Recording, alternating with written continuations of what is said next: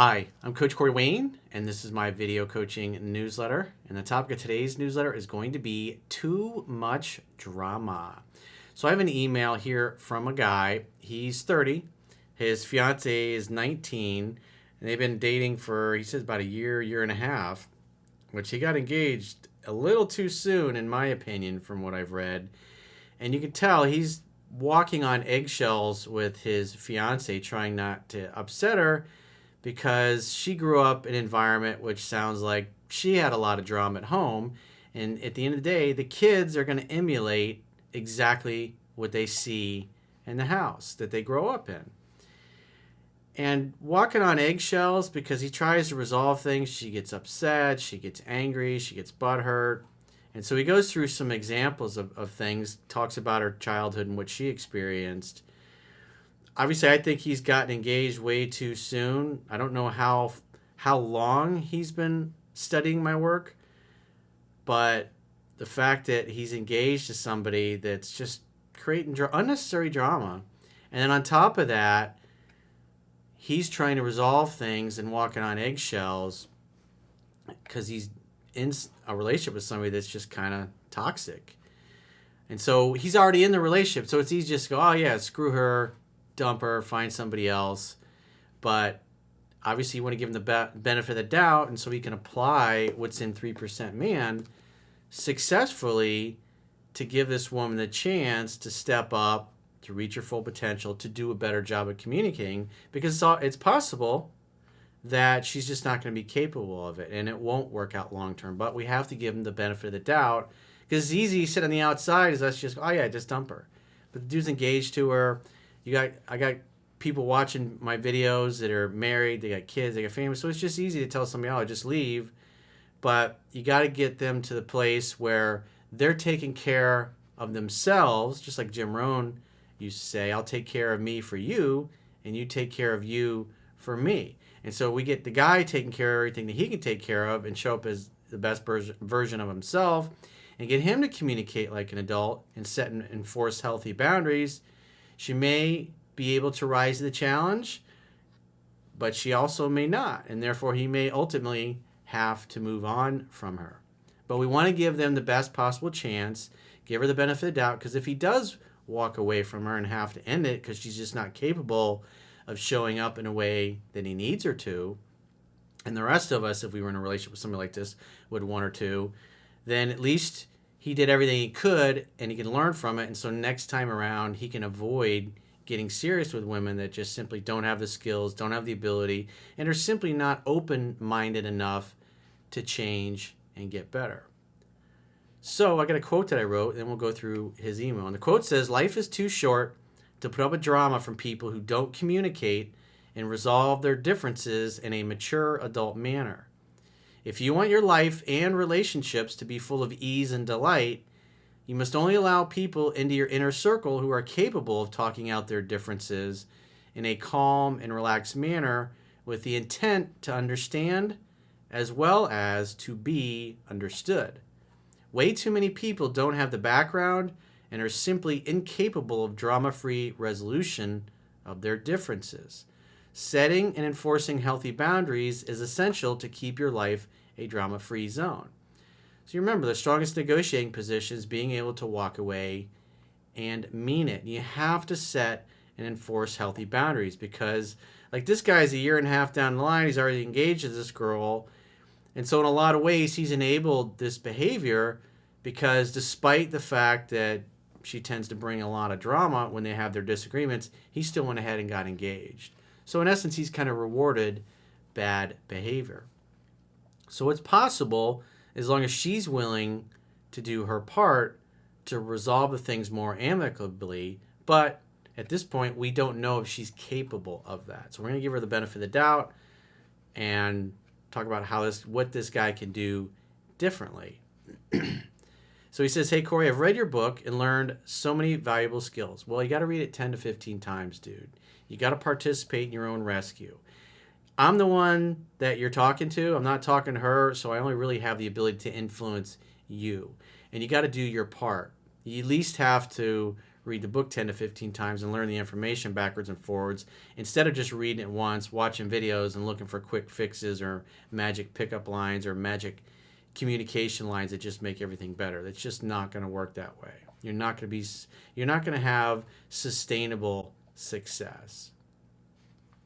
And the key is to have sustainable, not just temporary success, but sustainable success. So he's my fiance and I have been in a relationship for a year and a half. She's 19, I'm 30. She's a smart girl, super sweet, funny, and super gorgeous. She has shown me true love like nobody else has.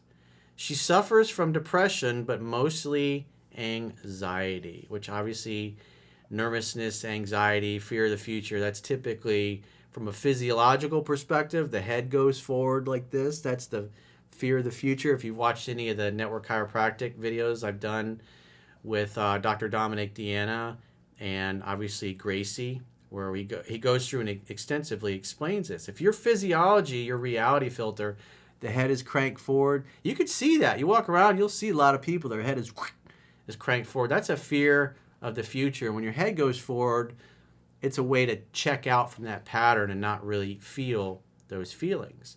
But if you're stuck in that pattern, everything is going to pass through your reality filter that way. You just automatically go to that place.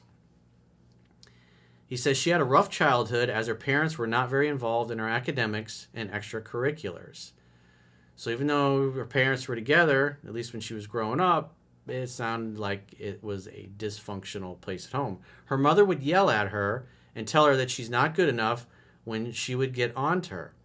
So typically what you'll see is when you have parents that are verbally abusive, they kick their kids verbally in essence. Some do physically, obviously. Like I got my ass kicked a lot when I was a kid. But when you're told that you're not good enough, you literally develop the physiology of, I'm a worthless piece of shit. And you'll see that in some of the videos that Dominic did with Gracie. She has that in her physiology, and that's part of her reality filter. So when something happens, if your reality filter is, I'm a worthless piece of shit, you automatically go there. You automatically feel bad. You become conditioned to be that way. And it's helpful, obviously, to become aware of it. And one of the big things I love about network care is it helps you get out of that physiology and you just don't feel that way anymore. So it's like you have to unlearn what you have learned. And you do that mentally, but you also should be doing that physically with your body, which is why I'm always such a big advocate of network care and why we do all these videos so we can demonstrate this stuff and you can actually see it and how it affects somebody's self-perception and how it affects how they interact with the world and other people. So if you're constantly being berated, hey, like my mother used to say, oh, you're never going to amount to anything. And so that, for me, that caused me to be in a really fearful place, and I always feel like I wasn't good enough. So if something would happen, oh, I'm not good enough. If I got rejected, oh, it's because I'm not good enough.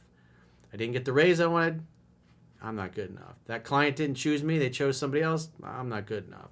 So automatically you go to that place and you have to become aware of it and catch yourself and learn to interact with the world in a different way and get different results. He says, overall, things have been great since the beginning when we moved in together. Man, it's like you were like in a mad dash to make something happen way too much too soon, dude. A year and a half of dating, you're already living together and you're already engaged. When things are good and mutual good standing, things are great. However, she does not handle failure, negativity, reality, and criticism well. Well, obviously, if her mom was being constantly criticized, nobody likes that. Doesn't feel good to have somebody that's constantly critical of you, that's exactly how my mother was towards my brother and I, and my dad, and everybody in the family. So that's obviously going to have a negative effect on your self-esteem. When things go wrong or not as she wanted to, she gets in a mindset of not being good enough, deserving, smart, or that nobody cares about her. When I bring something up that involves responsibilities, bills, finances, house chores, etc., she gets defensive and hostile. Well, that's what she learned from her mother. If she doesn't agree with something, as if I'm criticizing her, blaming her, or nagging her. I keep my tone calm and to try to explain the issue to her. She continues to be defensive, and if I leave the room and go on to something else, she assumes I'm mad at her and that I don't care for her to be alone as she's hurting. So part of setting and enforcing healthy boundaries is if you're calm and she's trying to get upset and angry, you got to say, look, you got to talk to me in a calm, sweet manner. I understand you're hurting and you're upset, and I want to understand where you're coming from, but yelling at me and flying off the handle like your mother does, it's like, I don't want to deal with that. I want to have a drama-free life. Remember? No drama allowed. No drama allowed means no drama allowed. But if you just sit there and you tolerate verbal abuse from your girlfriend and her getting butthurt and mistreating you, and then you just sit and put up with it, instead of asking her in a loving manner a couple of times to be sweet and talk to you in a nice way, because these are things that should have been resolved and boundaries set when you guys were dating, but now you're living together and you're already engaged. So you're pretty far down the road now that you're trying to take corrective action. So you've enabled her bad behavior because you allowed her to get away with it. You moved in together, you got engaged. So for her, there's no consequences of behaving this way. And so you got to let her know. It's like, just, babe, talk to me. Just tell me what's going on, what you're thinking. Oh, I don't want to talk about it. It's like, you have to talk about it. This is how we resolve things. You know, she's like, you got to be nice to me, because if you're not and you're going to be mean and nasty and start yelling and screaming, I'm going to get in my car and I'm going to leave and I'm going to go home. And then you can call me when you calm down and you're ready to talk things out, because my life's a drama-free zone. I want to deal with drama or bullshit, and you got to be sweet to me. And if you're not going to do that or can't do that or won't do that, then I'm just going to leave. It's up to you. What do you want to do? A woman who has her shit together go, I'm sorry, you're right, I was being a total bitch. I'm just hurt because... And then she just explains herself. So you give her the opportunity to be sweet, and you ask her to work things out in kind, but if she's still nasty and belligerent, leave. If you got obviously live together, so now it's not like you can go back to your own place. Hop in a car and go hang out with your friends or go do something else. Say, well, you know, you're not, I don't like your tone. I don't like the way you're talking to me. It's not very loving. It's not very sweet. So I'm going to go clean the pool. I'm going to go hang out in the shed. I'm going to go reorganize the garage. I'm going to wash my car. I'm going to do some lawn work. I'm going to go meet the guys for beers. And when I come back, hopefully you'll be in a better mood and you'll be nice to me. You'll be ready to talk things out. Because if you stick around when somebody's being abusive, then you're inviting more of it. No one will ever do or say anything to you that you don't invite them to do.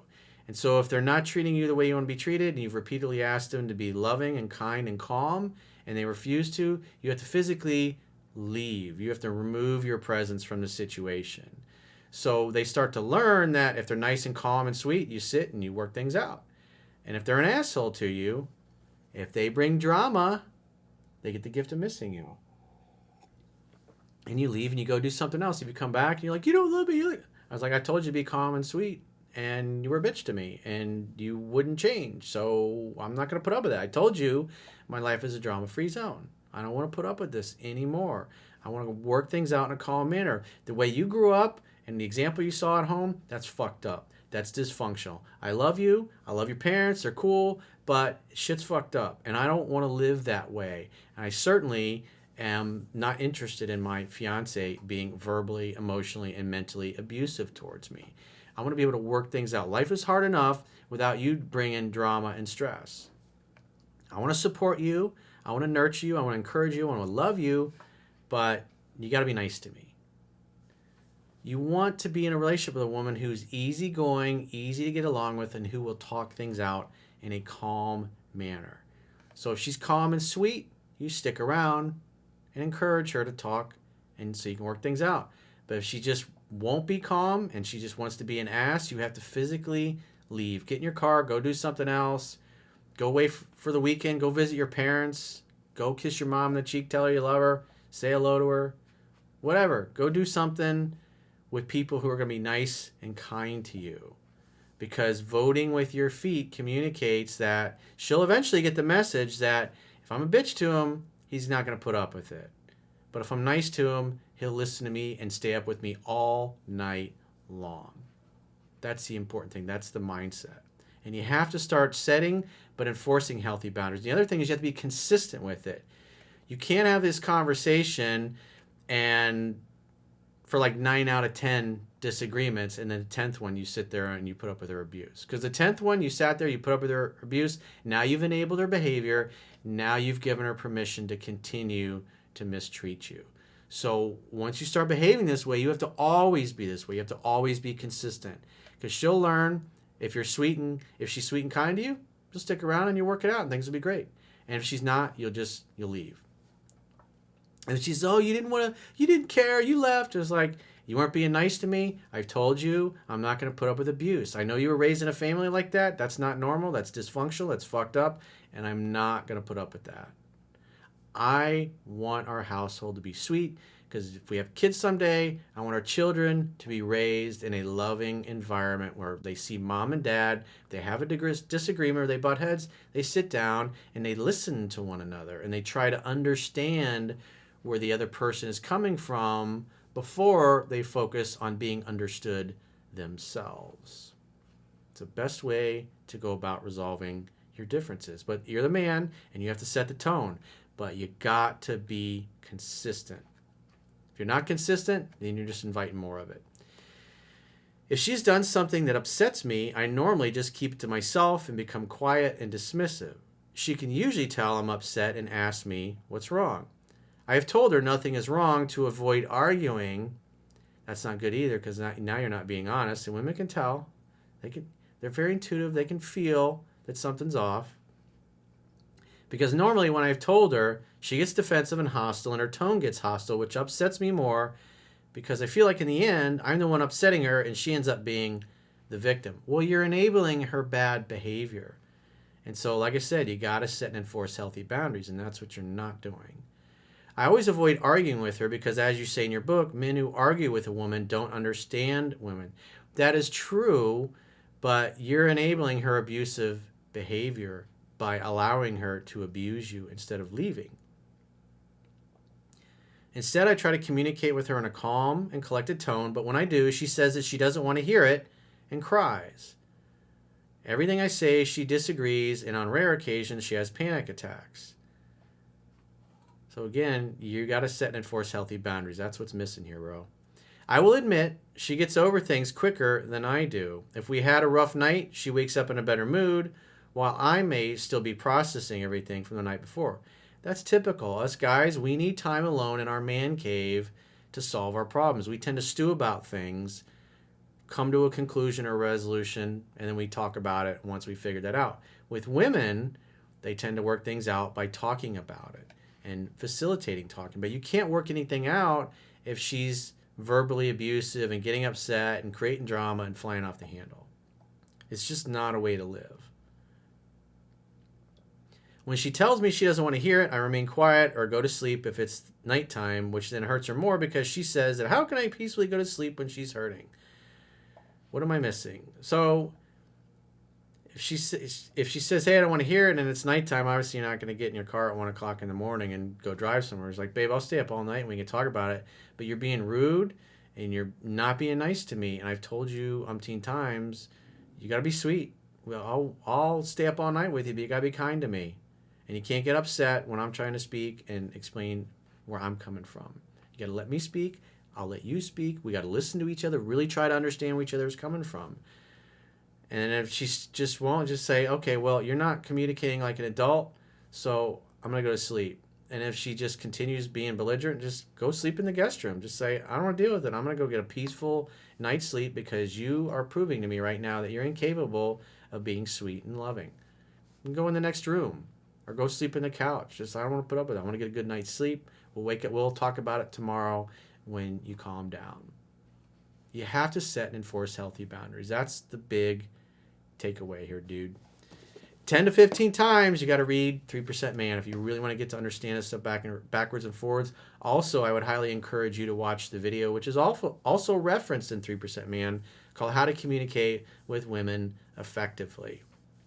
Because you're not communicating, you're not doing your part, I should say, at this point. So turn things around. Like I said, she may not be capable of communicating with you the way you want, but she's 19, she's young, you're older. I say we give her the benefit of the doubt, and it's possible that she communicates when you consistently set and enforce healthy boundaries. And so if you've got a question or a challenge in your personal or professional life and you'd like to get my help, go to understandingrelationships.com, click the products tab at the top of your screen, and book a coaching session with yours truly. Until next time, I will talk to you soon.